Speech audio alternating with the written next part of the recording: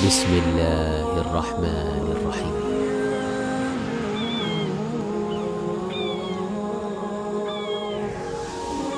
الله ولي الذين آمنوا يخرجهم من الظلمات إلى النور والذين كفروا أولياؤهم الطاغوت يخرجونهم من النور إلى الظلمات أولئك أصحاب النار هم فيها خالدون.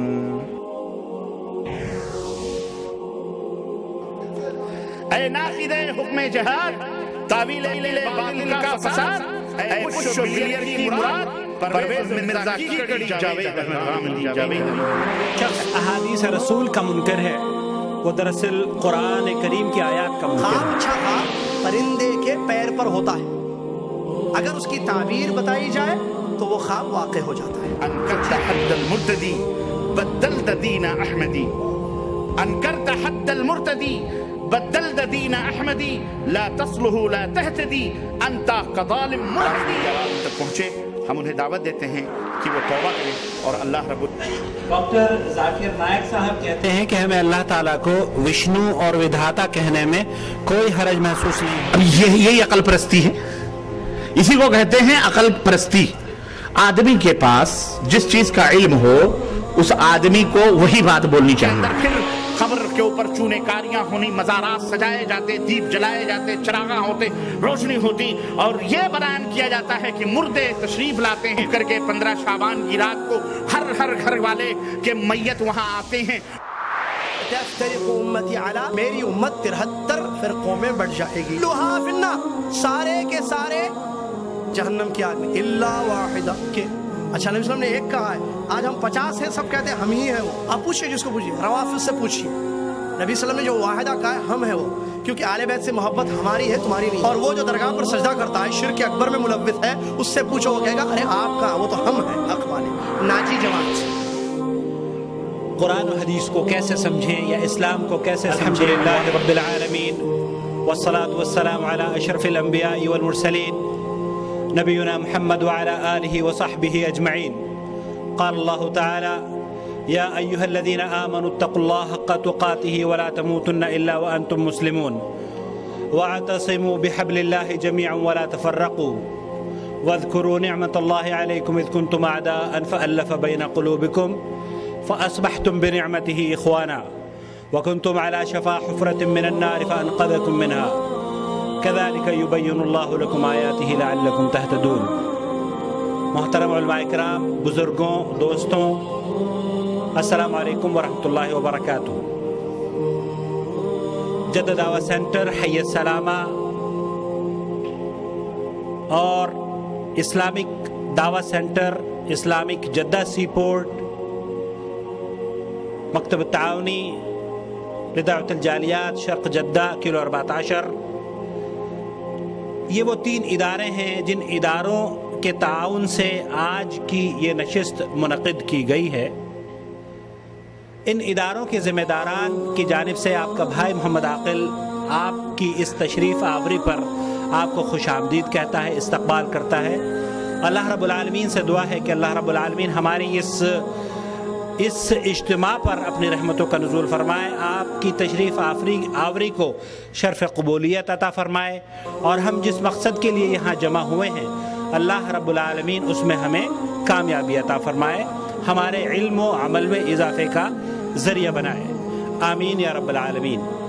حضرات، جیسا کہ آپ لوگوں کو اطلاعات دی جا چکی ہیں مختلف وسائل کے ذریعے کہ آج کی یہ نشست، اس نشست میں الحمدللہ 2 تقاریر ہوں گی۔ فضیلت شیخ یاسر الجابری پہلے آپ سے مخاطب ہوں گے، اور اس کے بعد فضیلت شیخ معراج ربانی آپ سے مخاطب ہوں گے، اور مغرب کے بعد انشاءاللہ تعالی کچھ سوالات کل پیش کیے گئے تھے اور کچھ سوالات آج امید ہے کہ آپ لوگ تحریری طور پر ہمیں لکھ کر دیں گے، تو سوال و جواب کی نشست ہوگی، اور اس کے بعد انشاءاللہ تعالی کھانے کا سلسلہ رہے گا، اور پھر عشاء کی نماز کے بعد ہم لوگ یہاں سے اپنے گھروں کو لوٹ جائیں گے انشاءاللہ تعالی۔ یہ ایک فارمیٹ ہے جو اس اجتماع کا فارمیٹ مختصر طور پر آپ کی خدمت میں پیش کیا گیا ہے۔ اللہ رب العالمین، گزشتہ کل آپ لوگوں نے 2 تقاریر سنی، اور آج اللہ کے فضل و کرم سے ان تقاریر کو ہم جو کہ پیچیدگیاں ہم محسوس کر رہے ہیں معاشرے میں، وہی پیچیدگیوں کو آسان بنانے کے لیے،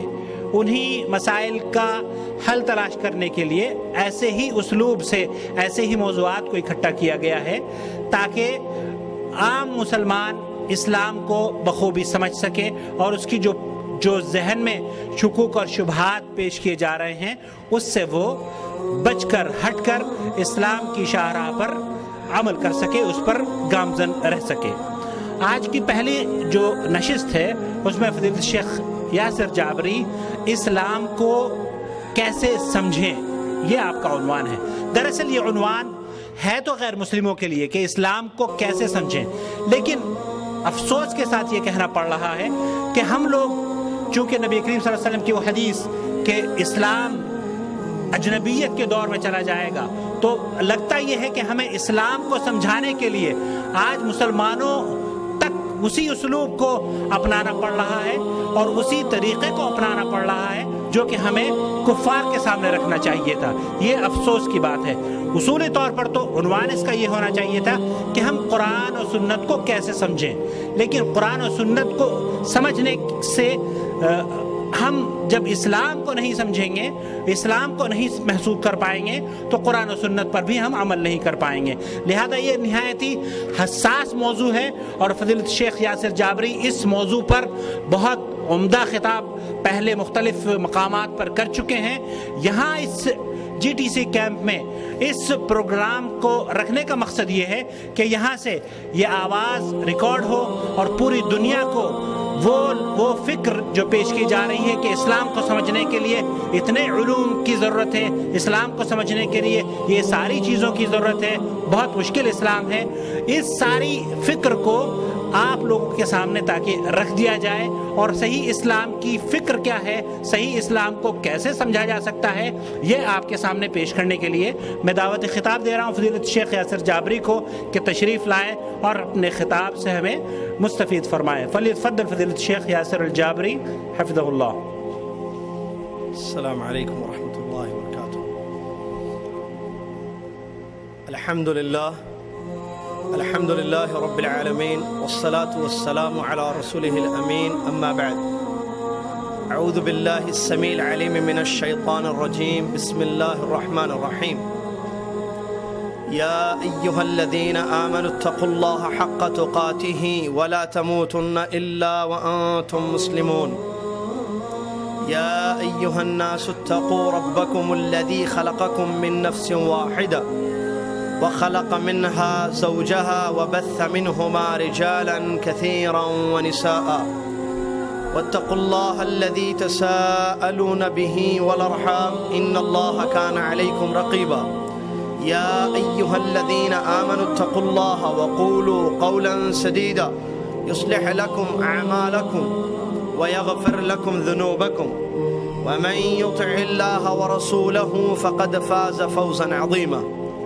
قال الله تبارك وتعالى فإن آمنوا بمثل ما آمنتم به فقد اهتدوا وإن تولوا فإنما هم في شقاق فسيكفيكهم الله وهو السميع العليم۔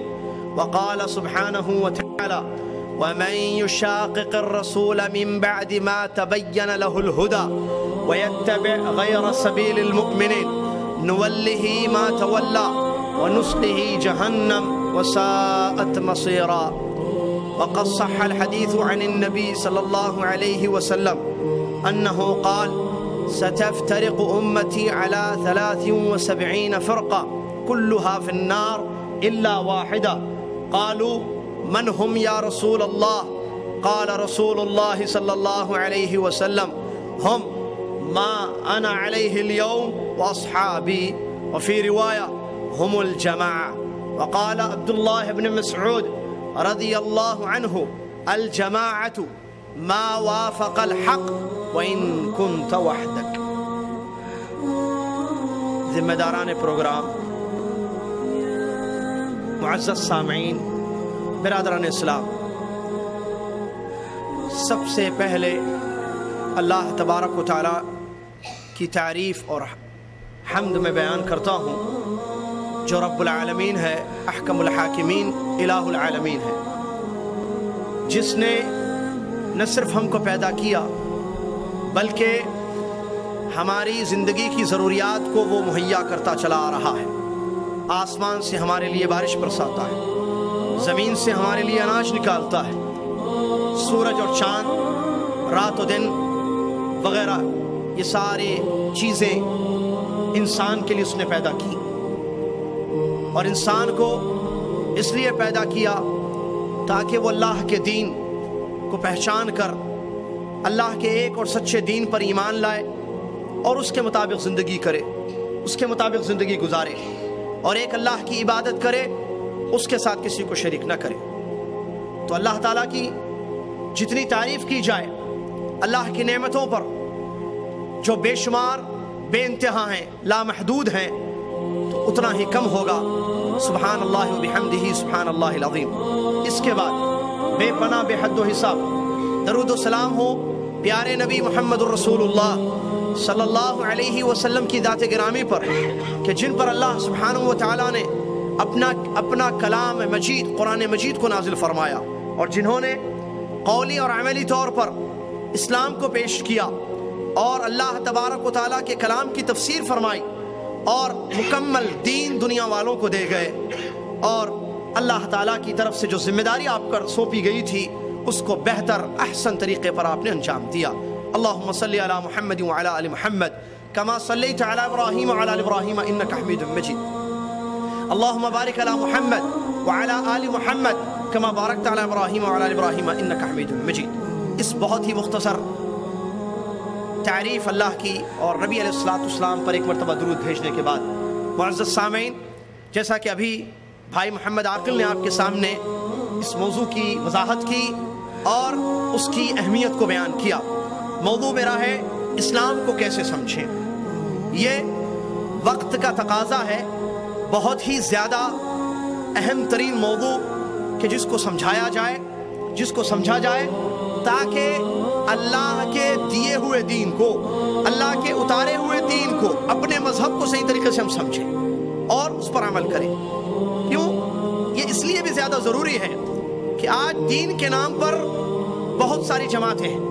عقیدے کے باب کو لے لیں، اسلام نے جو عقیدہ پیش کیا، اسلام نے جو عقیدہ دیا، وہ عقیدہ آج دنیا کے سارے مسلمانوں کی زندگیوں میں نہیں پایا جاتا ہے، بلکہ عقائد میں بڑا اختلاف ہے۔ عقیدے میں دنیا میں مختلف قسم کے عقیدے، اللہ کے بارے میں آپ دیکھیں مختلف قسم کے عقیدے لوگوں کے، اور جہاں تک منہج کا تعلق ہے، جہاں تک فہم کا تعلق ہے، اس میں بھی بڑا انحراف اور اس میں بھی بڑے طریقے۔ عمل کو دیکھ لیجیے آپ، اسلام نے عمل کرنے کا حکم دیا، نماز پڑھو، روزہ رکھو، زکوٰۃ دو، حج کرو، قربانی دو، صدقہ خیرات دو، اوامر ہیں اللہ تبارک و تعالیٰ کے۔ اس میں بھی بڑا اختلاف ہے، نماز ایک طریقے سے نہیں پڑھی جاتی ہے، روزہ ایک طریقے سے نہیں رکھا جاتا ہے، حج کا ایک طریقہ نہیں ہے مسلمانوں کا آج امت میں۔ اس کے علاوہ بھی دیکھیے، اخلاق میں دیکھ لیے، معاملات میں دیکھیے، کوئی بھی باب اٹھا کر، زندگی کا کوئی بھی شعبہ اٹھا کر دیکھیں، اسلام نے جو تعلیم دی، اسلام نے جو منہج عطا کیا، اسلام نے جو طریقہ عطا کیا، آج پوری دنیا کے مسلمان اس طریقے پر نہیں ہے۔ اور یہ اب سے نہیں ہے، آج کی بات نہیں ہے، بلکہ بہت پہلے تابعین کے دور کے بعد عقائد میں اختلاف، مناہج میں اختلاف، مناہج میں انحراف شروع ہو گیا۔ تو اور آج بھی ہو رہا ہے، آج بھی نئے نئے قسم کے عقیدے، نئے نئے قسم کا منہج لوگوں نے اپنایا ہوا ہے اسلام کا نام لے کر، اور سب کہتے ہیں ہم مسلمان ہیں، سب اللہ اور اس کے رسول کو ماننے والے ہیں۔ بات غور طلب ہے، توجہ چاہتا ہوں، آج کا میرا جو موضوع ہے انتہائی اہم ترین موضوع ہے۔ اگر آپ سمجھیں گے، اور اللہ سے دعا ہے کہ اللہ مجھ کو سمجھانے کی توفیق عطا فرمائے اور آپ کو سمجھ کر اٹھنے کی توفیق عطا فرمائے، آمین۔ اگر میں نے آپ نے اس موضوع کو سمجھ لیا تو آپ یہ سمجھ لیں کہ اصل اسلام آپ نے سمجھ لیا، اصل دین آپ نے سمجھ لیا ہے، اور اس پر عمل کرنا انشاءاللہ بڑا آسان ہو جائے گا۔ آج اس موضوع کو نہیں سمجھنے کی وجہ سے یا نہیں سمجھانے کی وجہ سے لوگوں کے عقائد میں بگاڑ، لوگوں کے مناہج میں انحراف، میں خرابیاں پیدا ہو چکی ہیں. اسلام ہے، قرآن و حدیث کا سب دھم بھرتے ہیں. سارے لوگ ایک اللہ کو ماننے والے، مسلمانوں کی بات میں کر رہا ہوں، مسلمان اللہ کو مانتا ہے، مسلمان اللہ کے نبی محمد صلی اللہ علیہ وسلم کو مانتا ہے. لیکن کیا بات ہے، عقیدہ وہ نہیں ہے جو اسلام نے دیا، منہج وہ نہیں ہے جو اسلام نے دیا. کیوں؟ اس لیے کہ اس نے اس اہم پوائنٹ کو نہیں سمجھا جو آج کا ہمارا موضوع ہے. برادران اسلام، ہم سب اس بات سے اچھی طریقے سے واقف ہیں کہ اللہ تبارک و تعالیٰ کا جو دین ہے سچا، وہ کیا ہے؟ اسلام. ان الدین عند اللہ الاسلام. اللہ تعالیٰ فرماتا ہے بے شک دین اللہ کے پاس اسلام ہے. معلوم ہوا ایک ہی دین اللہ کا ہے، وہ روح اسلام. دوسری آیت اللہ تعالیٰ فرماتا ہے وَمَن يَبْتَغِي غَيْرَ الْإِسْلَامِ دِينًا فَلَن يُقْبَلَ مِنْهُ وَهُوَ فِي الْآخِرَةِ مِنَ الْخَاسِرِينَ. اللہ تبارک و تعالیٰ اس آیت میں فرماتا ہے جو اللہ کے اس دین اسلام کو چھوڑ کر کوئی اور دین اپناتا ہے، تو ظاہر بات ہے جب دین اپنائے گا عمل بھی کرے گا، اللہ کے قریب جانے کی کوشش کرے گا، اعمال کرے گا، انجام دے گا. اللہ تبارک و تعالیٰ فرماتا ہے فَلَن يُقْبَلَ مِنْهُ، ہرگز اس کا کوئی عمل قبول نہیں کیا جائے گا. کس کا؟ جس نے اسلام کو چھوڑ کر کسی اور دین کو اختیار کیا اور وہ عمل کر رہا ہے، تو اس کا کوئی عمل اللہ سبحانہ و تعالیٰ کے یہاں قبول نہیں کیا جائے گا، اور آخرت میں اس کا نقصان یہ وَهُوَ فِي الْآخِرَةِ مِنَ الْخَاسِرِينَ. اللہ فرماتا ہے کہ آخرت میں، دوسری دنیا میں وہ نقصان اٹھانے والوں میں سے ہو جائے گا. یہ دو آیتیں اس حقیقت کو بتاتی ہیں کہ اگر ہم اسلام پر نہیں چلیں گے، اسلام کے مطابق عمل نہیں کریں گے، تو ہمارے پورے اعمال برباد ہو جائیں گے، کوئی بھی عمل عند اللہ قبول نہیں ہوگا، اور کل قیامت کے دن ہم کو بہت سخت نقصان اٹھانا پڑے گا. برادران اسلام، بات سمجھ میں آ گئی. اسلام پر ہی عمل کرنا ضروری ہے. آج اسلام پر کن کن طریقوں سے عمل کیا جاتا ہے آپ جانتے ہیں. کتنی جماعت اسلام کے نام پر، آج ہی نہیں پہلے بھی رہی ہیں، فرقے آئے اسلام کے نام پر، جماعتیں آئی ہیں اسلام کے نام پر. کیا وجہ ہے؟ کیا وہ لوگ قرآن کو نہیں مانتے ہیں؟ کیا آج کے مسلمان جن کے عقائد میں اختلاف ہے، کیا وہ اللہ کی کتاب پر ایمان نہیں رکھتے ہیں؟ کیا وہ نبی صلی اللہ علیہ وسلم کو نہیں مانتے ہیں؟ کیا حدیثوں کو نہیں مانتے ہیں؟ پھر کیا بات ہے؟ آپ پوچھئے، اٹھائیے کتابیں. اسلام میں نئے فرقے آئے، خوارج آئے، جہمیہ آئے، معتزلہ آئے، اشاعرہ آئے، ماتوریدیہ آئے. یہ فرقے ہیں عقیدے کے باب میں، منہج کے باب میں. کیا وہ لوگ اللہ کو نہیں مانتے تھے؟ مانتے تھے. کیا وہ لوگ حدیثوں کو نہیں مانتے تھے؟ نبی علیہ الصلوۃ والسلام کی حدیثوں کو مانتے تھے.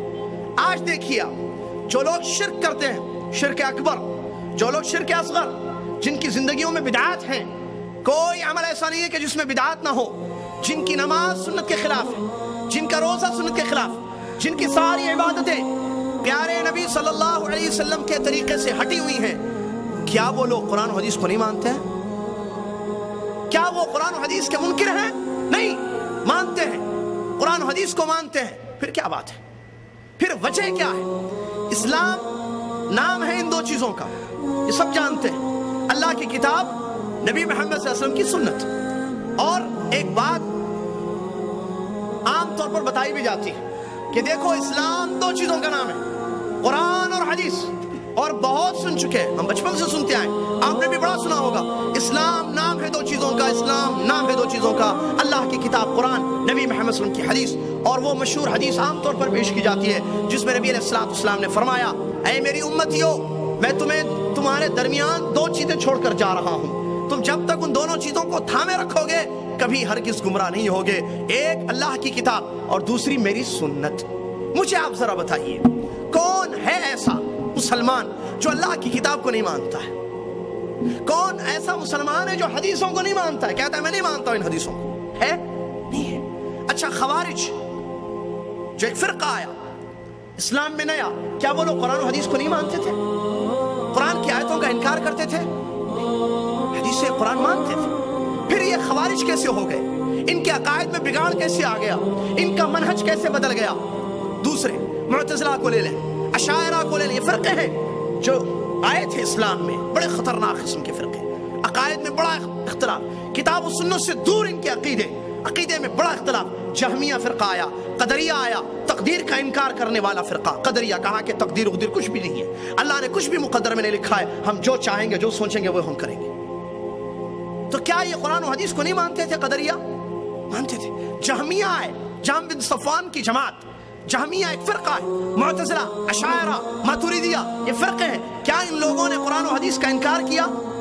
روافض آئے، روافض وہ قوم پیدا ہوئی جنہوں نے حضرت علی کا قتل کیا۔ آپ آگے بتاؤں گا تفصیل سے، اور وہ لوگ قرآن کی آیتوں سے دلیل لے کر حضرت علی پر کفر کا فتویٰ لگاتے ہیں، حضرت علی رضی اللہ تعالیٰ عنہ پر کفر کا فتویٰ، اور ان کے خون کو حلال کیا، کہا کہ نہیں تمہارا خون بہانا ضروری ہے، تم کافر ہو۔ عثمان کے قاتل کیا وہ کتاب و سنت کو نہیں مانتے تھے؟ مانتے۔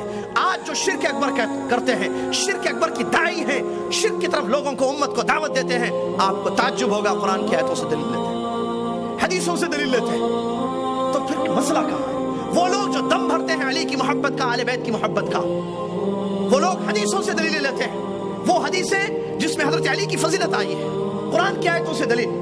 آج بدعات کرنے والے، خرافات کرنے والے دیکھیے کیسے عوام کو بھٹکاتے ہیں قرآن اور حدیث کا نام لے کر، اسلام کا نام لے کر۔ تو یہاں بات ایک ضروری سمجھ میں آتی ہے کہ بھائی پھر بات سب قرآن و حدیث کی کرتے ہیں، سب قرآن و حدیث کی طرف دعوت دینے والے لوگ ہیں، تو پھر یہ بگاڑ کہاں سے آ گیا؟ اس کی وجہ کیا ہے؟ عقائد میں بگاڑ، منہج میں بگاڑ، طریقہ نہیں ہے، عبادات سنت کے مطابق نہیں ہے، اخلاق معاملات سنت سے دور ہے۔ اس کے پیچھے وجہ کیا ہے پھر؟ جب سب کا یہی کہنا ہے کہ ہم اللہ کی کتاب پر بھی ایمان رکھتے ہیں، ہم نبی صلی اللہ علیہ وسلم کی حدیثوں پر بھی ایمان رکھتے ہیں۔ بات اہم ترین یہاں پر یہ ہے کہ اللہ نے جو کتاب اتاری ہے اور محمد صلی اللہ علیہ وسلم نے جو حدیثیں بیان کی ہیں، ان دونوں کو کیسے سمجھا جائے؟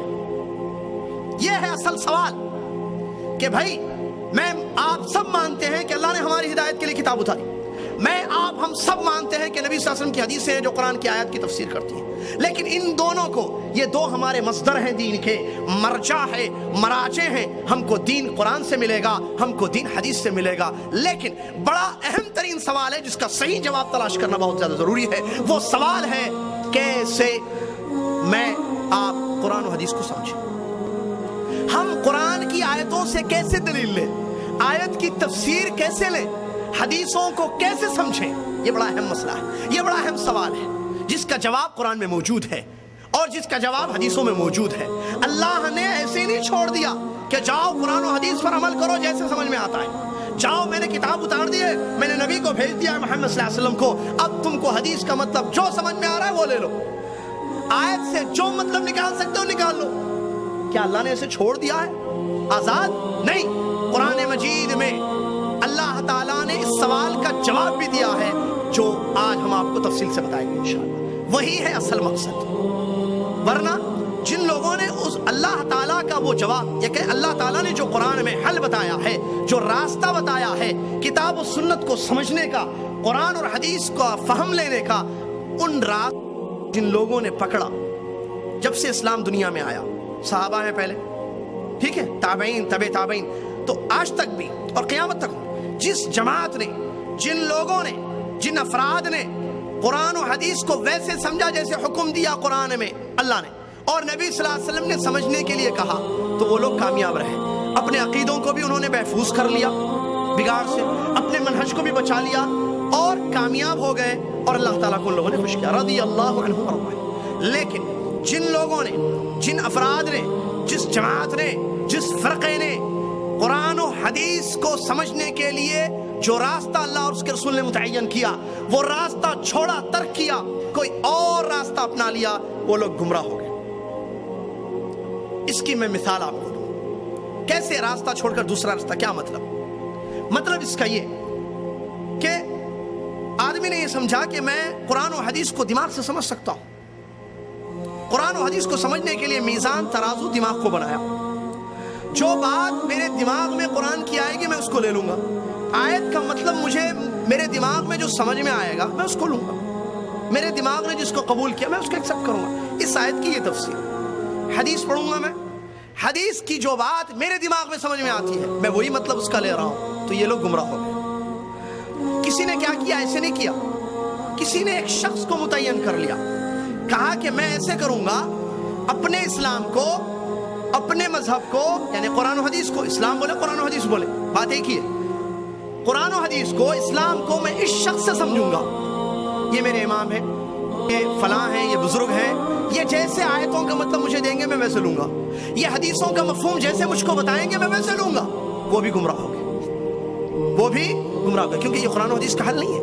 قرآن و حدیث آگے آ رہی بات دلیلوں کی روشنی میں کہ کیسے ہم سمجھے قرآن و حدیث کو۔ تو ان لوگوں نے امام کو متعین کر لیا یا کسی عالم کو، علامہ کو، شخص کو، کسی بزرگ کو متعین کر لیا، ہم اس سے دین کو سمجھیں گے، وہ جیسے ہم کو سمجھائے گا، آیت کا جو مطلب ہم کو دے گا وہ ہم لیں گے، حدیث کا جو مفہوم وہ دے گا ہم وہ مفہوم لیں گے۔ تو یہ لوگ بھی گمراہ ہو گئے۔ کسی نے کیا کیا جو آج بھی ہمارے پاس ہے، میجورٹی کو سامنے رکھا، وہ کام کرتے ہیں، دنیا میں مسلمان بہت سارے ہیں، ہم یہ دیکھیں گے کہ آیتوں کو اکثر مسلمان کیسے سمجھ رہے ہیں، حدیثوں کو اکثر مسلمان کیسے سمجھ رہے ہیں، ہم بھی ویسے سمجھیں گے، مطلب میجورٹی کو فالو کریں گے، اکثریت کو فالو کریں گے۔ یہ لوگ بھی گمراہ ہو گئے، کیوں؟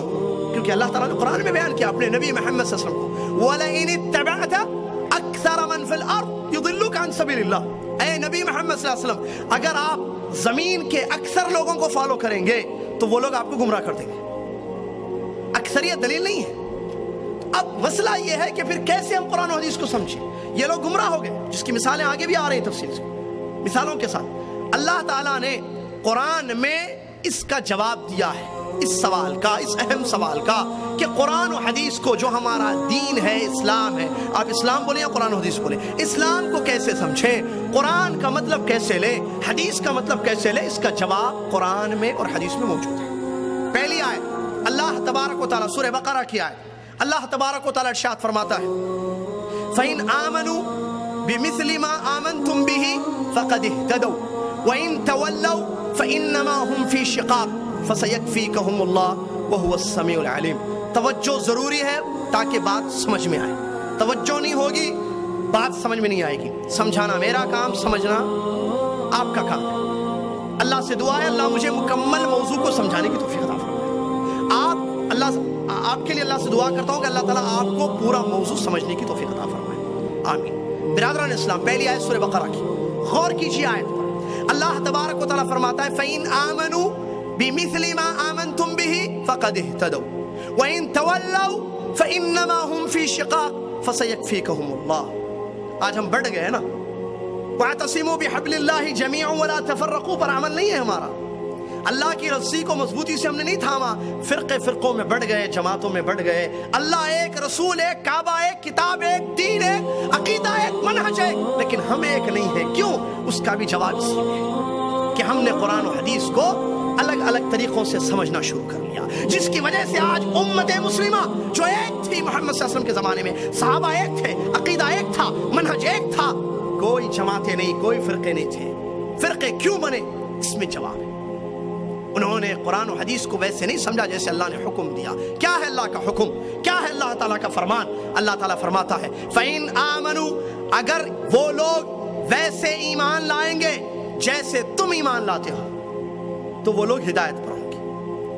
اگر وہ لوگ تمہارے جیسے ایمان نہیں لائیں گے، فَإِنْ آمَنُوا بِمِثْلِ مَا آمَنْتُمْ بِهِ فَقَدْ وَإِنْ تَوَلَّوْا، اگر وہ منہ پھیر کر چلے جائیں گے، تمہارے مثل ایمان نہیں لائیں گے، کیا ہوگا؟ فَإِنَّمَا هُمْ فِي شِقَاقٍ فَسَيَكْفِيكَهُمُ اللَّهُ، اللہ ان کے لیے کافی ہے۔ اس آیت کریمہ میں اللہ تبارک و تعالیٰ نے دو راستے اور دو انجام بیان کیے ہیں۔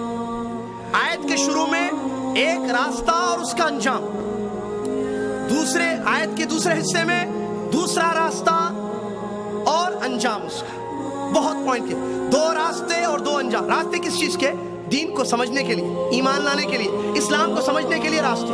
اللہ تعالیٰ نے کہا فَإِنْ آمَنُوا، اگر لوگ ویسے ایمان لائیں گے، ویسے دین کو سمجھیں گے، ویسے اسلام کو سمجھیں گے جیسے تم نے سمجھا ہے۔ یہ تم کون ہے؟ یہ آیت اتری نا، کب اتری؟ کس کے زمانے میں؟ صحابہ اکرام رضی اللہ عنہم کے اجمعین کے زمانے میں اتری۔ اللہ ان سے خطاب کر رہا ہے بِمِثْلِ مَا آمَنْتُمْ، مثل جیسے، لائک یو، جیسے اے صحابہ تم نے ایمان لائے ہو، اگر لوگ ویسے ایمان لائیں گے جیسے اے صحابہ تم ایمان لائے، فَقَدِ اهْتَدَوْا، تو وہ ہدایت پر ہوں گے۔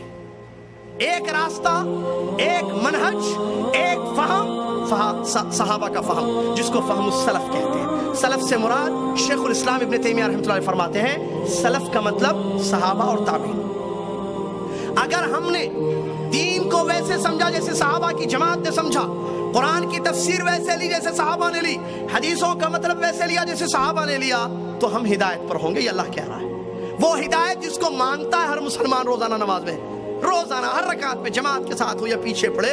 صحیح قول یہ ہے کہ جماعت کے ساتھ امام کے پیچھے بھی وہی پڑھنا ہے، سورہ فاتحہ تنہائی میں بھی پڑھنا ہے، اکیلی نماز بھی ہو۔ کیا مانگتے ہیں اللہ تعالیٰ کی تعریف اور اس کی بزرگی بیان کرنے کے بعد اہدنا الصراط المستقیم، سیدھا راستہ دکھا اللہ۔ سیدھے راستے کے لیے یہ منہج اپنانا ضروری ہے، صحابہ کا فہم لینا ضروری ہے، صحابہ کے جیسے دین کو، اسلام کو، کتاب و سنت کو سمجھنا ضروری ہے تاکہ ہدایت ہو۔ یہ کون کہہ رہا ہے؟ اللہ تعالیٰ سورہ بقرہ کی آیت فَإِنْ آمَنُوا بِمِثْلِ مَا آمَنْتُمْ بِهِ فَقَدِ اهْتَدَوْا۔ اگر ایمان ویسے ہوگا جیسے تمہارا ہے، صحابہ ایمان ہے، تو پھر وہ ہدایت پر ہوں گے۔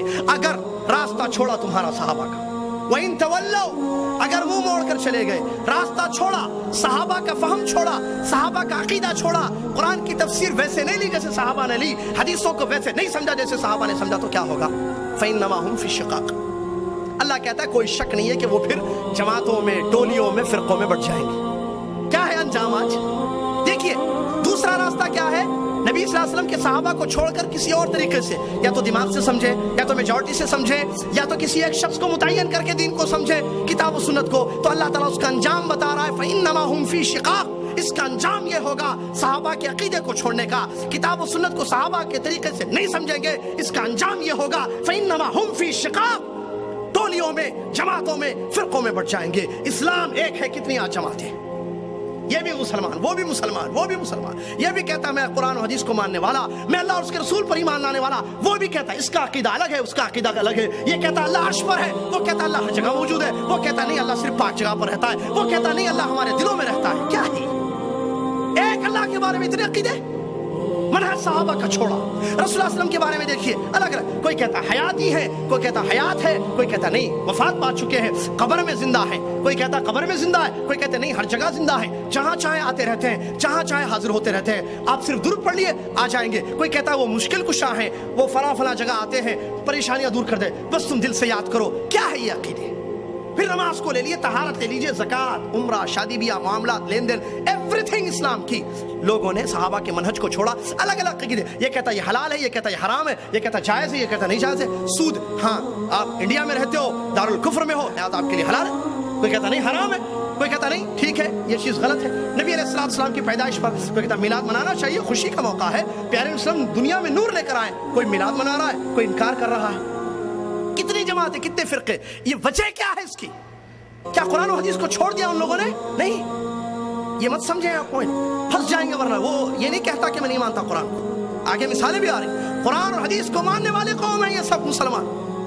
وہ جو شرک اکبر کرتا ہے، جو مزار پر جا کر پیشانی کو پٹکتا ہے، سجدہ کرتا ہے غیر اللہ کا، وہ کہتا ہے میں اللہ اور اس کے رسول کو مانتا ہوں، روتا ہے نبی صلی اللہ علیہ وسلم کی محبت میں، داڑھی بھیگ جاتی ہے اس کی، لیکن وہ مزار پر سجدہ کر رہا ہے، نبی علیہ السلام کی قبر کا طواف کرتا ہے چھپ چھپ کر اندر، ہم نے دیکھا جامعہ اسلامیہ پڑھنے کے دوران۔ یہ کیا کتاب و سنت کو نہیں مانتا ہے؟ مانتا ہے، پھر وجہ کیا ہے؟ گڑبڑ کہاں ہے؟ پرابلم کہاں ہے؟ پرابلم سمجھنے میں ہے، پرابلم طریقے میں ہے، پرابلم منہج میں ہے۔ قرآن و حدیث کو بے شک تو مانتا ہے، لیکن قرآن و حدیث کو کیسے تو سمجھتا ہے میرے بھائی؟ صحابہ کے جیسے سمجھتا ہے؟ نہیں۔ اسی لیے اللہ نے کہا کہ اگر تم صحابہ کا منہج چھوڑو گے، ٹولیوں میں بٹ جاؤ گے، جماعتیں الگ الگ ہو جائیں گی تمہاری، فی شقاق، شقاق کہتے ہیں اختلاف، الگ الگ ٹولیاں جماعت۔ فَسَيَكْفِيكَهُمُ اللَّهُ، قیامت کے دن اللہ تعالیٰ ان کا بدلہ دے گا۔ فَسَيَكْفِيكَهُمُ اللَّهُ، اللہ ان کے لیے کافی ہے، اللہ سننے والا اور جاننے والا ہے۔ یہ آیت میں جواب ہے، پہلے دلیل، 3 آیتیں دلیل میں پیش کروں گا انشاءاللہ۔ یہ پہلی آیت ہے جس میں اس سوال کا جواب ہے کہ ہم یا دنیا کا ہر مسلمان کتاب و سنت کو کیسے سمجھے، قرآن کا مطلب کیسے لے، نبی علیہ السلام کی حدیث کا مطلب کیسے لے۔ اس میں جواب دیا گیا مثل صحابہ اکرام کی جماعت نے جیسے سمجھا ہے کتاب و سنت کو، اللہ کہہ رہا ہے اگر ہدایت چاہتے ہو تو ویسے سمجھو، تم کو ہدایت میں دوں گا۔ واضح؟ دوسری دلیل سورہ توبہ کی تقریباً آیت ہے، اللہ تبارک و تعالیٰ فرماتا ہے وَمَن يُشَاقِقِ الرَّسُولَ مِن بَعْدِ مَا تَبَيَّنَ لَهُ الْهُدَى وَيَتَّبِعْ غَيْرَ سَبِيلِ الْمُؤْمِنِينَ نُوَلِّهِ مَا تَوَلَّى وَنُصْلِهِ جَهَنَّمَ وَسَاءَتْ مَصِيرًا۔ اللہ اکبر۔ اللہ تعالیٰ فرماتا ہے جو شخص رسول اللہ صلی اللہ علیہ وسلم کی مخالفت کرے گا، کا راستہ واضح ہو جانے کے بعد، جو رسول اللہ صلی اللہ علیہ وسلم کی مخالفت کرے گا ہدایت کا راستہ واضح ہو جانے کے بعد، ایک، اور دوسرا وَيَتَّبِعْ غَيْرَ سَبِيلِ الْمُؤْمِنِينَ، اور مومنوں کے راستے کو چھوڑے گا، رسول کی مخالفت کرے گا ایک، اور دوسرا مومنین کے راستے کو چھوڑے گا۔ تو ظاہر بات ہے جب مومنین کے راستے کو چھوڑے گا تو کوئی اور راستہ اپنائے گا نا۔ تو اللہ کیا کہہ رہا ہے؟ نُوَلِّهِ مَا تَوَلَّا، وہ جو بھی راستہ اپنائے گا ہم اسی پر اس کو لگا دیں گے۔ وَنُصْلِهِ جَهَنَّمَ، قیامت کے دن جہنم کی آگ میں اس کو داخل کریں گے۔ وَسَاءَتْ مَصِيرًا، اور کیا ہی برا ٹھکانہ ہے جہنم۔ اور کیجئے آیت پر، کیا ہے یہ آیت؟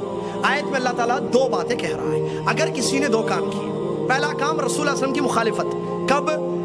دین واضح ہو جانے، ہدایت کا راستہ واضح ہو جانے کے بعد، تو اس کو بتانا ضروری ہے۔ ہمارے پاس فتوے ہیں نا، تو حدیث کا منکر، تیری نماز نہیں، تیرے پیچھے میری نماز نہیں، تو کافر، تو فلاں، تو فلاں، کیا اس کو سمجھایا گیا؟ رسول کا راستہ، نبی علیہ السلام کی حدیثیں سمجھائی گئی اس کو؟ اللہ کہہ رہا ہے من بعد ما تبین لہ الہدی، تبین یعنی واضح ہو گیا، اس کو واضح ہو گیا، وہ جان چکا ہے، اس کو بتایا جا چکا ہے کہ یہی راستہ ہے رسول اللہ کا، یہ اطاعت ہے، یہ رسول اللہ کی سنت ہے، یہ رسول اللہ کا طریقہ ہے، لیکن اس کے باوجود مخالفت کرتا ہے۔ ٹھیک ہے، مخالفت کرتا ہے ایک، دوسرا مومنین کے راستے کو چھوڑ کر کوئی اور راستہ اپناتا ہے۔ مومنین کون بھائی یہاں پر؟ یہ کون مومنین ہے یہاں پر؟ صحابہ، کیونکہ اس زمانے میں مومنین کون؟ صحابہ۔ تو جو صحابہ، سبیل المومنین، فہم السلف، سبیل المومنین، منہج صحابہ، اللہ کہہ رہا ہے جو صحابہ کے راستے کو چھوڑتا ہے۔ مخالفت رسول ایک، صحابہ کا راستہ چھوڑنا دو۔ جب ظاہر بات ہے ایک شخص صحیح راستے کو چھوڑے تو کوئی اور راستہ اپنائے گا نا، وہ اس سے دماغ سے سمجھے گا دین کو، یا میچورٹی سے سمجھے گا، یا امام صاحب سے سمجھے گا، یا کچھ لوگوں سے باپ دادا کے طریقے سے سمجھے گا دین کو۔ ہمارے دادا نے ایسی دین کو سمجھا تھا، میں بھی ایسے سمجھ رہا ہوں، ابا بھی ایسے سمجھتے، میں بھی ایسی، میری اولاد کو بھی ویسے سمجھاؤں گا، ہے نا۔ صحابہ کا منہج، صحابہ کا فہم چھوڑے گا تو کوئی اور راستہ اپنائے گا۔ اللہ تعالیٰ وعید سنا رہا ہے، کہہ رہا ہے جا، جو راستہ اپنائے اسی پر لگا دوں گا میں تجھ کو۔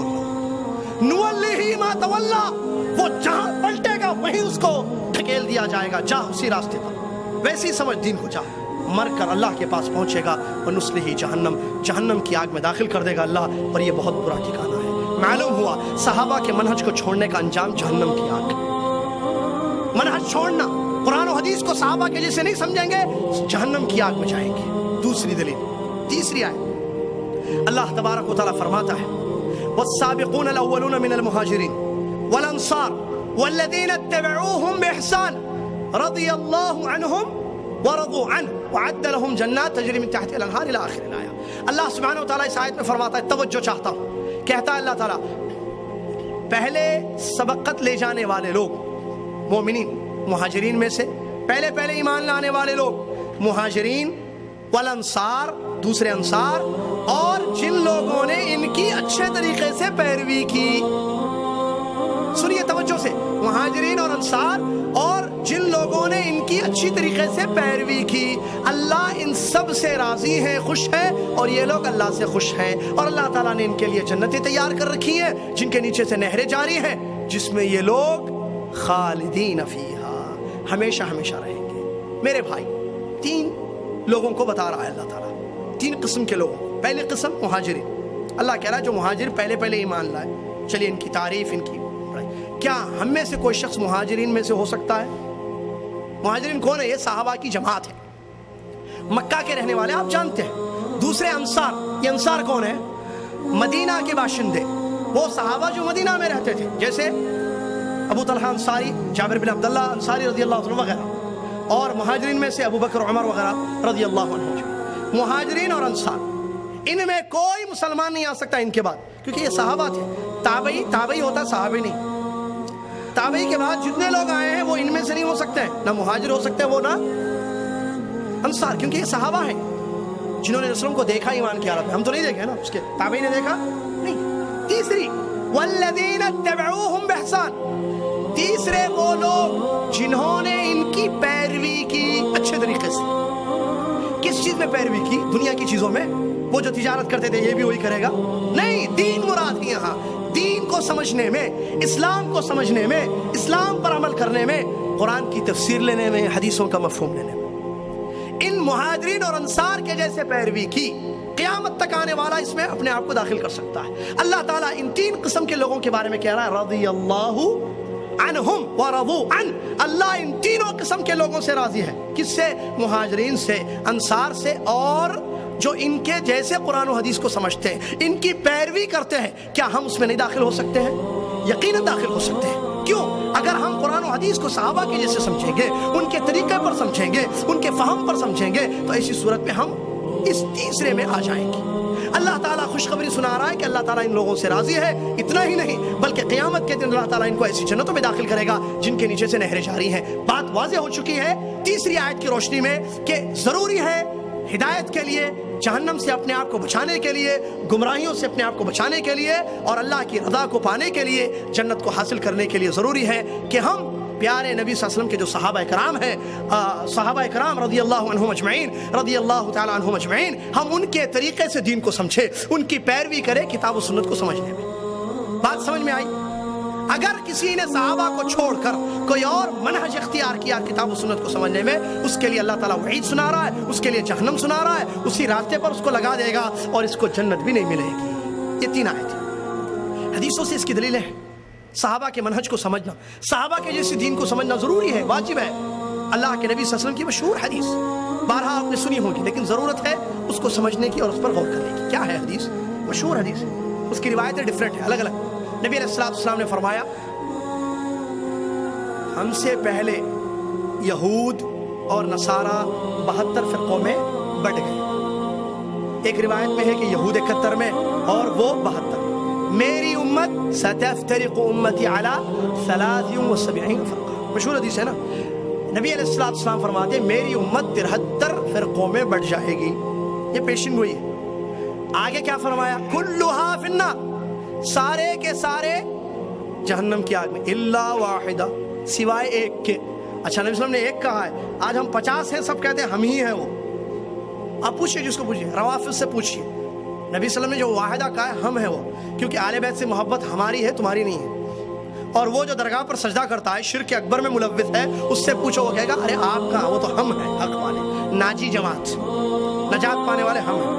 اور وہ جو بدعات اور خرافات میں پڑا ہے وہ بھی کہے، جو منکرین حدیث ہے، حدیثوں کا انکار کرتا کہتے ہیں ہم ہیں۔ خوارج نے کہا ہم حق پر ہیں، معتزلہ نے کہا ہم حق پر ہیں، وہ واحدہ ہم ہیں ہم ہیں۔ کون ہے بھائی واحدہ؟ وہ کون ہے؟ کیا یہ سوال نہیں کیا گیا نبی صلی اللہ علیہ وسلم کے زمانے میں؟ کیا جواب کیا دیا پیارے نبی صلی اللہ علیہ وسلم؟ کیا دیا جواب؟ صحابہ نے فرمایا من ہم یا رسول اللہ، اے اللہ کے رسول، وہ کون لوگ ہیں جو ایک ہوں گے؟ اور سے سنیے حدیث، ایک ہوں گے۔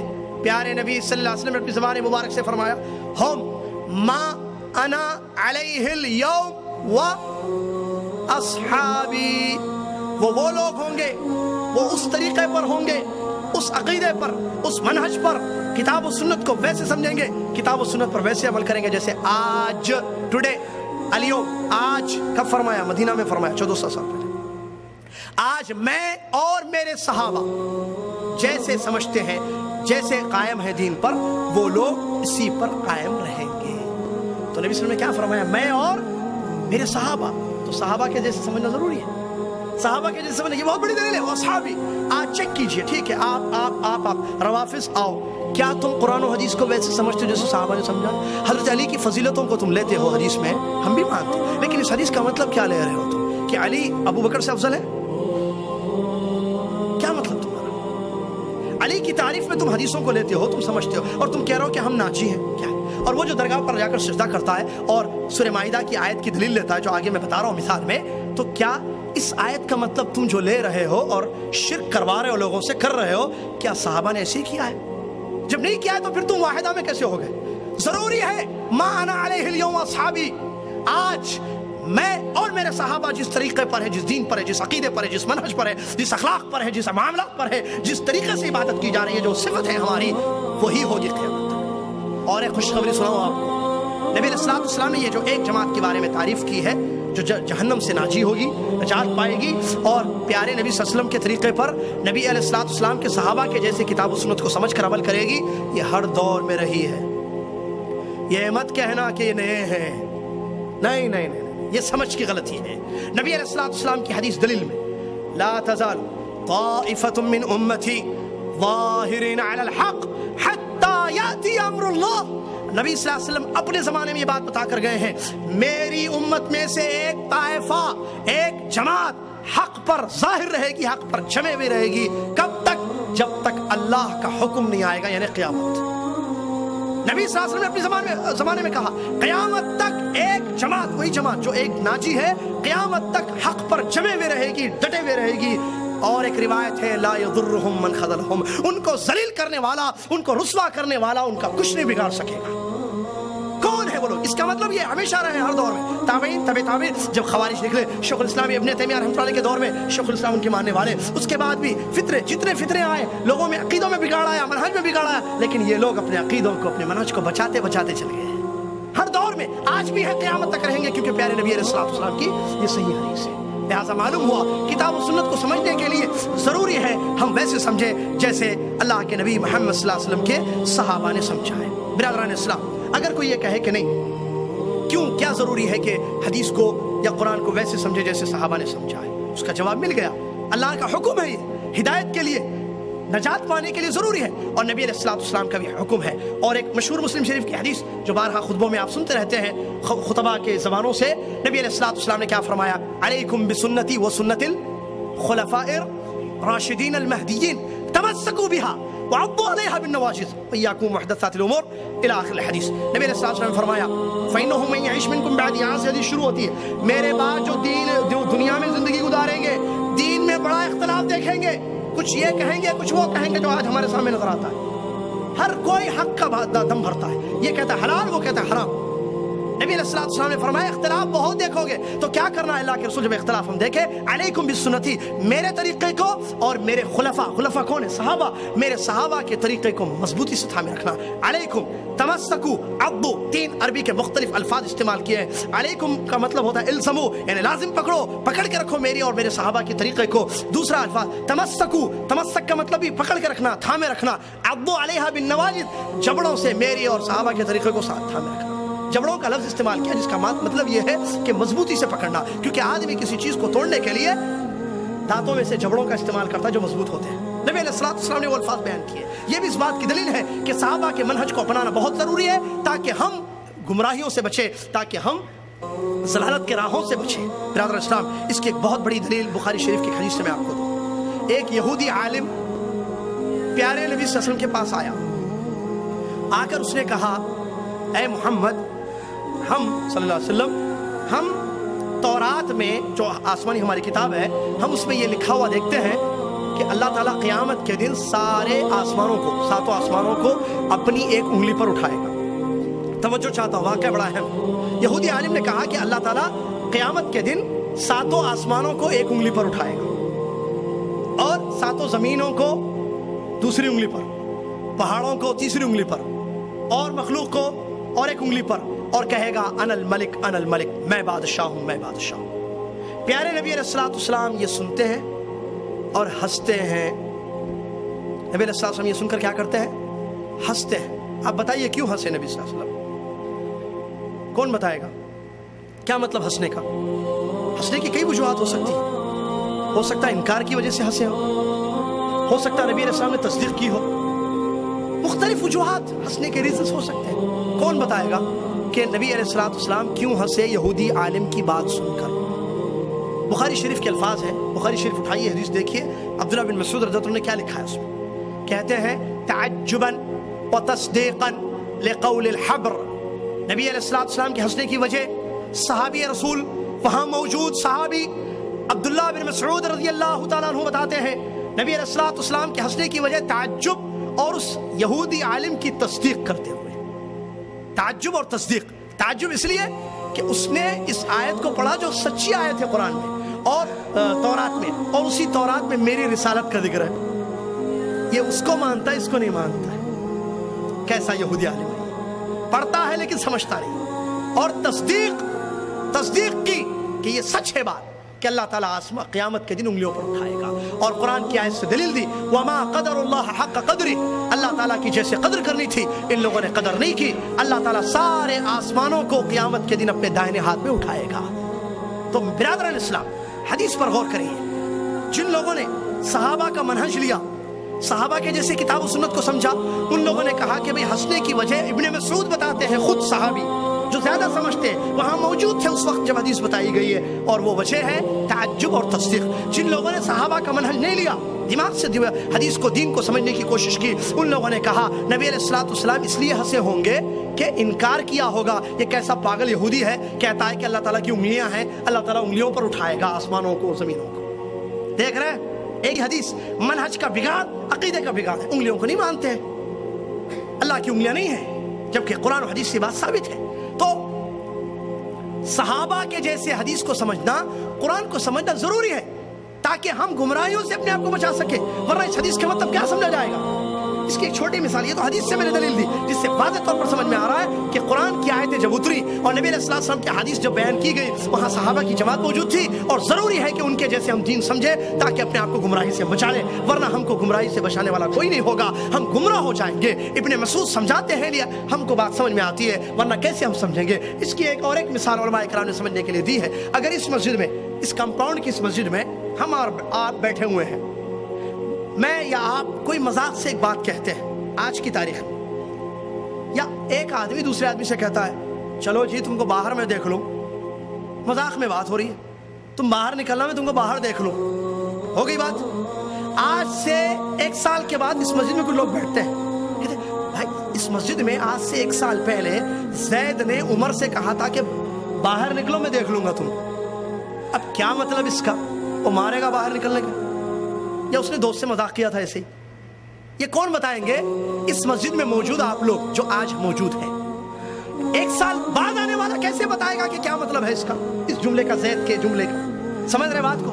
لہذا ضروری ہے کہ صحابہ کے جیسے قرآن و حدیث کو سمجھنا. اس کے علاوہ علماء کرام دین دیتے ہیں, دلیلیں بتاتے ہیں کہ دیکھو یہ اہل التنزیل ہے. نبی علیہ الصلوۃ والسلام کی حدیث ہے, اور آپ علیہ الصلوۃ والسلام پر قرآن کا نزول کس کے زمانے میں ہوا؟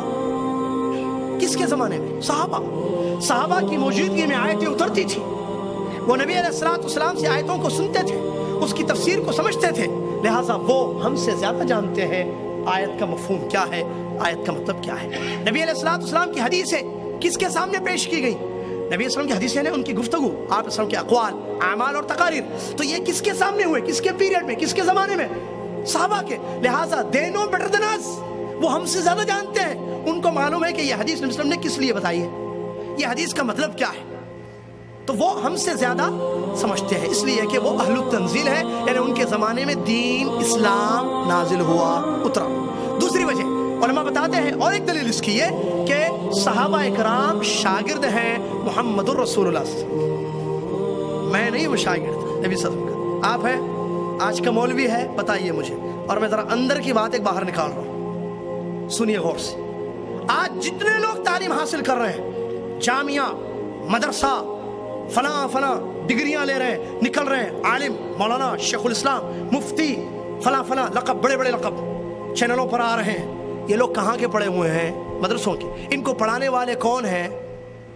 علماء اکرام. صحابہ کی جماعت کو پڑھانے والے مدرس, معلم کون؟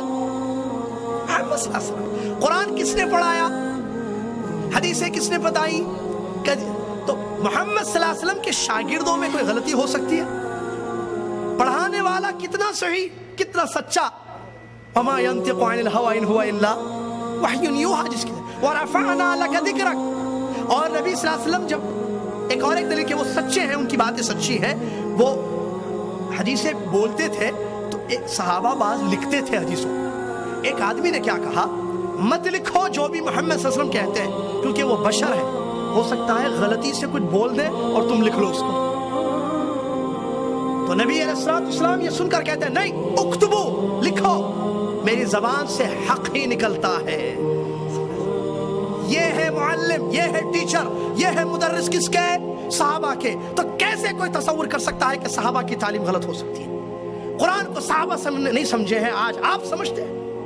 آج آیتوں سے وہ دلیلیں بیوقوف کم بخت انسان نکالتا ہے, امت کو گمراہ کر رہا ہے. صحابہ نے وہ نہیں سمجھا, پیارے نبی علیہ الصلوۃ والسلام ان کے معلم, انہوں نے نہیں سمجھا. حدیثوں سے دلیلیں آج لیتا ہے ہمارا مولوی, امت کو گمراہ کر رہا ہے, خود گمراہ ہونے کے بعد حدیثوں سے, صحیح بخاری کی حدیث, مسلم کی حدیثوں سے دلیل لے کر امت کو گمراہ کرتا جا رہا ہے. کیا اس کو اتنا سمجھ میں نہیں آیا کہ یہ جو حدیث کو سمجھ رہا ہے، تو جو سمجھ رہا ہے حدیث کو، نبی علیہ السلام کے صحابہ نہیں سمجھے اس کو، نبی علیہ السلام نہیں سمجھا اس کو، تو کیا تم اس سے زیادہ سمجھ سکتے ہو؟ ان سے زیادہ تمہارے پاس فہم ہے، عقل ہے؟ نہیں نا میرے بھائی۔ اور پھر اور ایک دلیل، صحابہ عربی زبان بولنے والے تھے، فی ما فی والی نہیں، اقامہ کو اگامہ نہیں، ہر چیز میں فی ما فی، فی فلوس ما فی فلوس، فی سیارہ ما فی سیارہ، فی زوجہ ما فی زوجہ، یہ زبان نہیں تھی ان کی۔ فصیح عربی پیور کتابی زبان تھی، جس میں عربی زبان ہے جو پیور بالکل گرامر کے حساب سے۔ این تذهبوا این اذهب انا جئت من هذا المکان، فصیح عربی بولنے والے۔ تو قرآن اور حدیث، ہمارا جو دین ہے، ہمارا اسلام ہے، کون سی لینگویج میں ہے؟ عربی میں۔ تو عربی میں ورڈ، عربی میں جملے ہیں نا، قرآن میں وسیلہ لفظ آیا ہے، وسیلہ عربی لفظ ہے نا، اس میں اس کو عربی زبان میں کس کو کہتے ہیں؟ یہ ہم سمجھ سکتے ہیں یا محمد رسول اللہ صلی اللہ علیہ وسلم کے صحابہ سمجھ سکتے ہیں؟ اللہ کے نبی صلی اللہ علیہ وسلم فصیح عربی میں حدیثیں بولتے تھے۔ اٹھائیے دیکھیں، اذا اکل احدکم فلیأکل بیمینہ فإن الشیطان یأکل بشمالہ، یہ فصیح عربی کی حدیث ہے، کھانا کھاؤ تو دائیں ہاتھ سے کھاؤ۔ تو یہ حدیث عربی میں وہ زیادہ سمجھ سکتے ہیں، یا آج ہم ترجمہ دیکھ کر، یا چلو کوئی عرب کا عالم بھی جو بھٹکا ہوا ہے، گمراہ ہے، وہ سمجھ سکتا ہے، وہ زیادہ سمجھ سکتے ہیں۔ لہٰذا ضروری ہے کہ ان کے جیسے سمجھنا، ضروری ہے کہ ہم قرآن و حدیث کو ان کے جیسے سمجھنا۔ ایک اور ایک دلیل، ابو بکر صدیق رضی اللہ تعالیٰ عنہ کی خلافت کی بھی دلیل ہے۔ ایک بوڑھی عورت آتی ہے، ایک عورت آتی ہے، پیارے نبی علیہ السلام سے دین کو سمجھتی ہے، سوالات کرتی ہے، جوابات لے لیتی ہے، اس کے بعد کہتی ہے، ذہین عورت، اس کا عقیدہ دیکھو، آج ہمارے مسلمانوں کا مولویوں کا عقیدہ نہیں ہے ویسے۔ وہ کہتی ہے، کل مجھے جب مسائل درپیش ہوں گے، کل مجھے کوئی دین کی بات پوچھنی ہوگی اور آپ دنیا سے چلے گئے ہوں گے، تو میں کس سے پوچھوں؟ اس کو معلوم تھا ہمارے نبی صلی اللہ علیہ وسلم وفات پائیں گے، آج ہمارا کیا کہتا ہے مسلمان؟ نہیں، زندہ ہے۔ تو عورت کا سوال بڑا اچھا ہے کہ میں کس سے سمجھوں گی دین کو؟ اے محمد صلی اللہ علیہ وسلم، نبی علیہ الصلوۃ والسلام نے فرمایا، تم ابو بکر سے دین کو سمجھنا رضی اللہ، فآتی ابا بکر، اس عورت سے کہا کہ تم ابو بکر صدیق رضی اللہ عنہ سے دین کو سمجھنا۔ برادر اسلام، یہ ہے دلائل مختصر سے کہ جس کی روشنی میں یہ بات واضح ہے کہ اگر ہم دین کو یا قیامت تک مسلمان کتاب و سنت کو نبی علیہ السلام کے صحابہ کے جیسے نہیں سمجھے گا، وہ یقیناً گمراہ ہوگا، یقیناً گمراہ ہوگا، جیسا کہ قرآن کی آیت اس پر دلیل ہے اور نبی علیہ السلام کی حدیثیں بھی اس پر دلیل ہے۔ برادر اسلام، اس کے علاوہ ایک اور ایک بات، مثال کے طور پر اگر کوئی شخص یہ کہے، نہیں بھی اللہ تعالیٰ نے قرآن میں کہا فلا تعقلون افلا تفہمون، کیا تم کو عقل نہیں ہے؟ کیا تم سمجھتے نہیں ہو؟ افلا ينظرون الى الابل كيف خلقت، اللہ نظر کی، تفکر کی، تفقہ کی دعوت دے رہا ہے۔ تم دیکھو اونٹوں کو ہم نے کیسے پیدا کیا، پہاڑوں کو کیسے گاڑ دیا، زمین کو کیسے بچھو دیا۔ تو اللہ تعالیٰ خود کہہ رہا ہے نا، عقل کو یوز کرو، یوز کرو، یوز کرو۔ میرے بھائی، عقل کو جو یوز کرنے کا مطلب لے رہے ہیں، کیا دین کو قبول کرنے یا ریجیکٹ کرنے میں عقل کو یوز کریں گے؟ کیا مطلب اس کا افلا تعقلون کا؟ کیا اس کا یہ مطلب لیا جائے گا کہ ہر شخص اپنے پاس عقل رکھتا ہے لہٰذا وہ قرآن پڑھے گا؟ جیسے ہمارے پاس ایک بڑی پریشانی ہے آج۔ کیا پریشانی ہے؟ 5-10 لوگ بیٹھتے ہیں، یہاں بھی جدہ میں بھی ہو رہا ہے، اللہ متوعوں کو توفیق دے کے وہاں تک پہنچے اور ان کا کام تمام ہو جائے۔ بیٹھ کر کیا ہو رہا ہے؟ چلیے صاحب یہ قرآن کی آیت ہے، پڑھیے، الحمدللہ رب العالمین اعوذ باللہ من الشیطان الرجیم، اللہ تعالیٰ نے کوئی بھی ایک آیت پڑھتے ہیں، کہتے ہیں اچھا آپ بتائیے کیا مطلب اس کا ہو سکتا ہے؟ واہ واہ، اچھا آپ ایک کام کرتے ہیں، نیکسٹ کلاس میں، نیکسٹ بیٹھک میں ہم سب اپنا اپنا مطلب لائیں گے، قرآن کی آیت کا اپنا اپنا مطلب، سوچئے کیا اس کا مطلب نکل سکتا ہے۔ اب وہ جناب اپنے دماغ سے ایک مطلب لا رہے ہیں، یہ زید صاحب ایک لا رہے ہیں، بکر صاحب ایک لا رہے ہیں، فلاں صاحب ایک لا رہے ہیں، عبداللہ ایک صاحب ایک لا رہے ہیں، 6-7 مطلب قرآن کی ایک آیت کے۔ واہ کیا درس ہے، قرآن کا درس ہو رہا ہے، قرآن کا درس، تفہیم، قرآن کو فہم، سمجھنا۔ میرے بھائی، محمد صلی اللہ علیہ وسلم نے جیسے سمجھایا ویسے سمجھو، یہ دماغوں سے سمجھے گا تو کھلواڑ ہو جائے گا دین، ہر کوئی اپنے دماغوں سے سمجھے گا۔ اس کی بہت زبردست دلیل دیتا ہوں میں، یاد رکھیے اس کو، ابو داؤد کی صحیح حدیث ہے، پیارے نبی علیہ السلام فرماتا، نبی حضرت علی بن ابی طالب رضی اللہ عنہ کی حدیث ہے، لو كان الدين بالرأي لكان اسفل الخفين اولى من اعلاه ولقد رايت رسول الله صلی اللہ علیہ وسلم يمسح على اعلاه۔ اگر لوگوں سمجھو، اگر دین دماغ سے ہوتا کہ ہر کوئی دماغ سے سمجھے، رائے سے، قیاس رائے جس نے برباد کر دیا ہے دین کو، سنیے، اگر کوئی دین کو دماغ سے اگر دین کو دماغ سے سمجھنا صحیح ہوتا تو ساکس پر، موزوں پر مسح کرنا نیچے صحیح ہوتا نہ کہ اوپر، اور میں نے رسول اللہ صلی اللہ علیہ وسلم کو دیکھا ہے اوپر مسح کرتے ہوئے۔ یہ ہے حدیث۔ اگر دین دماغ سے سمجھیں گے، دماغ کیا کہتا ہے؟ دماغ کیا کہتا ہے کہ گندگی کہاں لگے گی پیداووں میں؟ सॉक्स में, नीचे या ऊपर, तल्ले में या ऊपर, नीचे लगेगी। हदीस में क्या है, सॉक्स पर मसा करने का मसअल अल खुफैन, मसला जानते हैं आप लोग, मसा ऊपर है या नीचे? मोहम्मद सल्लल्लाहु अलैहि वसल्लम में मसा ऊपर क्या या नीचे? ऊपर। तो दीन दिमाग का नाम नहीं है, दीन वो है जो किताब और सुन्नत में आ चुका है। ले समझ में आए ठीक, नहीं समझ में तब भी लेना है। फजर 2 है 2, सुबह फ्रेश उठते हैं 2 ही पढ़ेंगे हम, रात में थक कर 4 नमाज पढ़नी है, 2 नहीं, क़यामत तक। दीन दिमाग का नाम नहीं है। आज बिगाड़ पैदा कर दिया दिमाग को, दीन से दिमाग को समझ रहे हैं। एक आयत कुरान की आयत से तफसीर ले रहा है। कुरान में अल्लाह ताला ने कहा है दुखान, यौम याति दुखान, क़यामत की निशानियों में से एक निशानी है कि धुआं आएगा। क्या हो सकता है? ये जो बैठ के पढ़ते हैं नहीं, ऐसे निकलते हैं, क्या हो सकता है धुआं? अरे हो सकता है इसका मतलब पेट्रोल है, क्योंकि ये नहीं इजाद है, पेट्रोल से पीछे धुआं निकलता है। ओ धुआं निकलता है। किसी ने कहा दज्जाल, हदीस है दज्जाल की, नबी सल्लल्लाहु अलैहि वसल्लम की हदीस है, दज्जाल आएगा आएगा। कितनी हदीस है, कब आया भाई? अब तक तो नहीं आया। आखिर ज़मान में दज्जाल निकलेगा निकलेगा। हो सकता है नबी सल्लल्लाहु अलैहि वसल्लम का एक तसव्वुर था, एक ख्याल था कि दज्जाल आएगा, वो नहीं आया, नहीं आया। देख रहे गुमराही, वल्लाही बर्बाद हो गए। कसम खा कर कहता हूँ आकिल भाई, अल्लाह जज़ाक, ये मौजू इतना है मैं, इतना है मैं, वल्लाह अगर हम समझे, आज के मुसलमान को समझा दे, गुमराहियों से बच जाएगा। खवारिज, आपको अब्दुर्रहमान इब्न मुलजिम, अब्दुर्रहमान इब्न मुलजिम एक नाम याद रखें जो अली के कातिलों में से। क्या क्या हज़रत अली रज़ियल्लाहु अन्हु, वो पहले जब तक उसने कुरान और हदीस को सहाबा के जैसे समझा था, वो सही था, मनहज सही था उसका। उसकी दलील सुनिए। उमर इब्न खत्ताब रज़ियल्लाहु ताला ने उसको भेजा कुरान का दर्स देने के लिए या दीन की तालीम देने के लिए एक इलाके में, और अपने वाली को ये लेटर लिखा कि सुनो ए वाली, वहाँ का जो जिम्मेदार था, मैं तुम्हारे पास एक ऐसे शख्स को भेज रहा हूँ जिसका नाम अब्दुर्रहमान इब्न मुलजिम है। ये आना, ये आसरतुहु अला नफ्सी, उमर इब्न खत्ताब रज़ियल्लाहु अन्हु के अल्फाज है, कहते हैं मैं इसको अपने आप पर तरजीह देता हूँ, ये मुझसे अच्छा है। वो जब आए तो तुम उसकी इज्जत करना, एहतराम करना, उसके लिए एक दार बनाना, और बच्चों को कुरान और दीन हदीस की तालीम को देगा, उसके पास बच्चों को भेजना ताकि वो दीन की तालीम दे।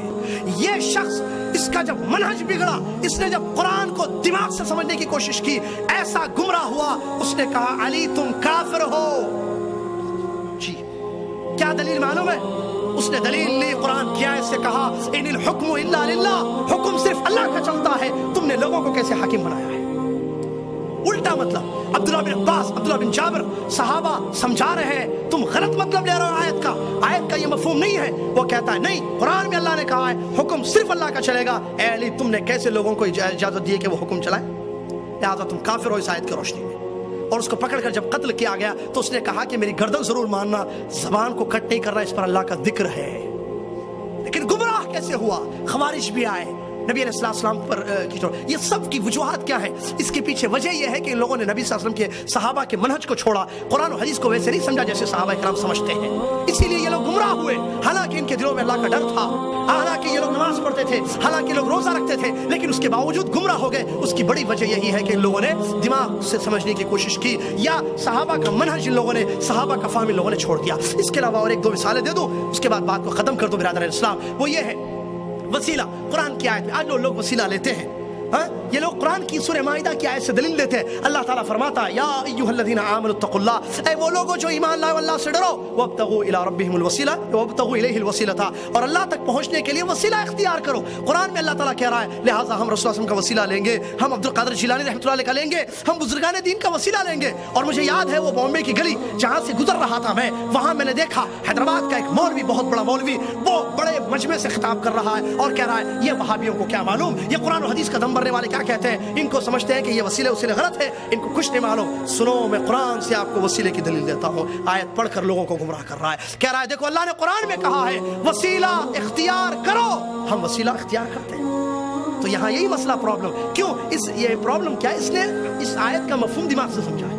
वसीले का ये माना नहीं है, उठाइए अब्दुल्लाह बिन मसूद की तफसीर, उठाइए अब्दुल्लाह बिन अब्बास, उठाइए कतादा रज़ियल्लाहु अन्हु, इब्न कसीर रहमतुल्लाह ने तफसीर लिखी है। वसीले का मतलब वो अमाल सालिहा जो अल्लाह को पसंद हो, वो अमल जो अल्लाह को पसंद हो उसको कहते हैं वसीला। जैसे जिहाद है जो आगे बताया जा रहा है, और उसके अलावा दीगर अमाल सालिहा। लिहाजा इससे یہ تفسیر مراد ہے، وہ نہیں جو آج کا مسلمان لیتا ہے، خود بھی گمراہ ہوتا ہے اور لوگوں کو بھی گمراہ کر رہا ہے۔ اس کی اور ایک مثال نبی علیہ الصلوۃ والسلام کی صحیح حدیث ہے، بخاری سے ثابت ہے، جو مشہور حدیث ہے آپ جانتے ہیں کہ نبی علیہ الصلوۃ والسلام اپنے ایک صحابی کے ساتھ گزر رہے تھے 2 قبر والوں کے پاس سے، کہا نبی علیہ الصلوۃ والسلام پر وحی آئی، آپ نے فرمایا کہ ان 2 قبر والوں کو عذاب دیا جا رہا ہے اور کسی بڑے گناہ کی وجہ سے نہیں ہو رہا ہے، بلکہ ایک آدمی چغل خور تھا، چغلی کرتا تھا، اور دوسرا پیشاب کے چھینٹوں سے اپنے آپ کو نہیں بچاتا تھا۔ چنانچہ نبی علیہ الصلوۃ والسلام نے ایک پودا لیا اور اس کے ایک پلانٹ لیا، اس کے 2 پارٹ کیے، 2 حصے اور لگا دیے، اور نبی علیہ الصلوۃ والسلام نے یہ فرمایا کہ مجھے اللہ کی ذات سے امید ہے کہ جب تک یہ سوکھیں گے نہیں اللہ تعالیٰ ان کے عذاب کو ہلکا کرے گا۔ اس حدیث کو صحابہ پورے جانتے تھے، لیکن کسی نے پھول نہیں چڑھایا قبروں پر۔ لیکن آج کا مولوی، آج کا آدمی، آج کا مسلمان اپنے دماغ سے کہیں یا کسی امام کی سمجھ سے اس حدیث کا مطلب یہ لیتا ہے کہ قبر کے عذاب سے اپنے مردوں کو بچانے کے لیے پھول چڑھاؤ، آج وہ پھول چڑھا رہا ہے۔ میرے بھائی ذرا ٹھہرنے کی ضرورت ہے، کیا تم یہ جو سمجھ لے ہو حدیث کو یہ ابو بکر سمجھے ہیں، عمر، عثمان، علی رضی اللہ عنہ مجمعین یا دیگر صحابہ اکرام نے سمجھا ہے؟ کیا انہوں نے پھول چڑھائے؟ نہیں۔ تب انہوں نے نہیں سمجھا ہے تو تم کہاں سے اس حدیث کا یہ مطلب سمجھ رہے ہو؟ لہٰذا بہت زیادہ ضروری ہے، یہی پوائنٹ ہے، نقطہ کہ جہاں پر آ کر منہج میں فرق آ جاتا ہے، ایک صحیح منہج، باقی غلط منہج۔ جنہوں نے قرآن و حدیث کو صحابہ کے جیسے سمجھا وہ یقیناً کامیاب ہوں گے، یقیناً ان کی زندگیاں، ان کے اعمال، ان کے عقیدے بالکل کتاب و سنت کی روشنی میں ہوں گے اور کوئی ان کو ذلیل رسوا نہیں کر سکے گا یا مٹا نہیں سکے گا۔ جن لوگوں نے صحابہ کے منہج کو چھوڑ کر کوئی اور مناہج اختیار کیے ہیں، آپ دیکھیے کیسے کیسے منہج، اللہ جزائے خیر دے۔ کل شیخ اربانی حفظہ اللہ ہمارے دعوت سینٹر میں منکرین حدیث کا ایک فتنہ بتا رہے تھے اور ان پر اچھا خاصا اللہ جزائے خیر دے انہوں نے رد کیا۔ یہ منکرین حدیث کا فتنہ کیا ہے؟ یہ قرآن کو دماغ سے سمجھتے ہیں، عذاب قبر کا کوئی انکار کر رہا ہے حدیثوں کا، کہتا ہے قرآن میں اللہ تعالیٰ نے کہا ہے کہ میں تم کو ڈبل عذاب نہیں دوں گا، ایک مرتبہ عذاب چکاؤں گا، لہذا جب جہنم کا عذاب پکا ہے تو پھر قبر کا عذاب کہاں سے آ گیا؟ انکار حدیث کا۔ یہ تم آیت کا مطلب کہ اللہ ڈبل نہیں چڑھائے گا یہ دماغ سے سمجھ رہے ہو؟ کیا نبی علیہ الصلوۃ والسلام کے صحابہ نے اس کو سمجھا ہے؟ یہی ساری چیزوں پر آپ فٹ کیجئے، ساری چیزوں پر، ہر چیز پر، کوئی بھی بدعت ہو، کوئی بھی شرکی عمل ہو، کوئی بھی غلط طریقہ ہو، آپ دیکھیے وہاں پرابلم منہج کا پرابلم ہے۔ قرآن کو ویسے نہیں سمجھا گیا، آیتوں کی تفسیر صحیح نہیں لی گئی ہے، حدیثوں کا مفہوم صحیح نہیں لے گا، لہٰذا گمراہی پھیل رہی ہے اور مسلمان دین کے نام پر، اسلام کے نام پر گمراہ ہوتے جا رہے ہیں۔ اللہ تعالیٰ سے دعا ہے اللہ تعالیٰ ہم مسلمانوں کو سمجھ عطا فرمائے، اللہ تعالیٰ اس بات کی توفیق عطا فرمائے کہ ہم اس اہم ترین موضوع کو سمجھنے کی کوشش کریں۔ اللہ تعالیٰ قرآن و حدیث کو صحابہ کے فہم پر، صحابہ کے منہج پر، صحابہ کے طریقے پر ہم سب کو سمجھنے کی توفیق عطا فرمائے۔ اللہ گمراہیوں سے ہم کو بچا دے، اللہ علم نافع عمل صالح کی توفیق عطا فرمائے، آمین۔ وآخر دعوانا الحمدللہ رب العالمین۔ السلام علیکم ورحمۃ اللہ وبرکاتہ۔ یہ نشست صاحب السمو الملکی امیر خالد الفیصل آل سعود حفظ اللہ گورنر مکہ المکرمہ کی زیر نگرانی جدہ دعوت سینٹر حی سلامہ کے تعاون سے منعقد ہوئی ہے۔ That at the end of the day you will go home with all your sins forgiven. سلام علیک سأستغفر لك ربی انہو کان بی حفیا۔ اللہ نے ہمیں کامل دین دیا، اس کامل دین کے علاوہ کوئی اور دین اللہ کے ہاں قابل قبول نہیں۔ اس اجرا کے لیے آخر وہ کہاں ہے وہ علم، کہاں ہے وہ تفقہ فی الدین، کہاں ہے وہ علم شریعت جس کے ذریعے ہم اس اسلام کو سمجھے جو نبی کریم صلی اللہ تعالی علیہ وسلم لے کر کے آئے تھے۔ مجھے کیا پتا کہ یا علی مدد اور یا اللہ مدد میں کیا فرق ہے، نہیں جانتا تھا میں۔ اور جب میں نے تقلید کے پردے کو توڑا اور زنگار اتار دیا تو مجھے رسول کا معنی بھی اس وقت سمجھ ہے کہ رسول اللہ صلی اللہ علیہ وسلم نے فرمایا کہ جب انسان کو قبر میں دفن کر دیا جاتا ہے تو قبر اس کو ایک مرتبہ ضرور دباتی ہے۔ قبروں کے اندر کرامات دکھاتے ہیں، کسی کو اولاد دیتے ہیں، کسی کو رزق دیتے ہیں، کسی کی مشکل ڈالتے ہیں، کسی کے غم دور کرتے ہیں، کسی کو شفا دیتے ہیں۔ توحید کو اپنا لو، اللہ کے پاس کامیاب ہو جاؤ گے۔ اور دوسرا تملک العرب والعجم، اسے ایک بات ہی نہیں نکل پا رہی اور یہ کیفیت دے کر کے آسدم بڑے خوش ہوئے اور کہا انہا ابنت ابی بکر، یہ ابو بکر کی بیٹی ہے۔ کیا تم جانتی ہو جو ہر کمرے کا مقصد ہے ہمارے ساتھ ہے ابو بکر، جس طرح اللہ میرے ساتھ ہے اسی طرح اللہ تیرے ساتھ ہے، جس طرح اس وقت اللہ کی مدد میرے ساتھ ہے اسی طرح اللہ کی مدد تیرے ساتھ ہے، جس طرح اس وقت اللہ تعالیٰ مجھ کو بچائے گا تجھ کو بھی بچائے گا۔ تمام پیڑوں کو جلا کے اپنے ہاتھوں سے، تمام پیڑوں کو جلا کے اپنے ہاتھوں سے عجیب شخص ہے سایہ تلاش کرتا ہے۔ کا مکمل نقشہ اور صحیح بخاری و مسلم سنن اربع سمیت 28 सहाबा किराम से रिवायात मरवी हैं और 30-35 हदीस की किताबों में। अपने घरों में फितना और फसाद टीवी के जरिए देख रहे हैं। इस्तिखारा का नाम लेकर शिर्क बिदअत घरों में दाखिल की जा रही हैं। इस्तिखारा का नाम लेकर कहानत को फरोग दिया जा रहा है। एक तस्बीह इस्तिखारा चलता है आजकल। तस्बीह इस्तिखारा, लंबी सी माला पकड़ लो, एक दाने पे हाँ एक पे ना, एक पे हाँ एक पे ना, एक पे हाँ एक पे ना, आखिरी दाने पे हाँ हो गया तो काम ठीक है, ना हो गया तो। एक चैनल है जिस पर बीबी इस्तिखारे करने के लिए बैठी, कहते अपनी अपनी बोतलों का ढक्कन खोल लो। वो ढक्कन खोल लेते, ये दम करके स्पीकर में फूंका मारते। अब ढक्कन खुले में हर बोतल के अंदर इनकी फूंक पहुंच गई। मामला जमाना तरक्की कर रहा है तो वो पीर फूके शाह से अब बाकायदा चैनल के ऊपर फूके चल रहे हैं। जैसे मरदूद और बदबातिन जैसी शख्सियतों को भी देख रहे हैं, तस्लीमा नसरीन और फातिमा नसरीन, और इसी तरह कुछ दिनों पहले डेनमार्क की जो है सहाबत और उसकी तहरीरों और उसके बनाए हुए रजील हरकतों को भी आपने अपने निगाहों से मुशाहिदा किया और आपने देखा कि किस तरह शम्स यौमुल जुमआ फीही खुलिक़ आदम व फीही उदखिलल जन्नह व फीही उखरिज मिन्हा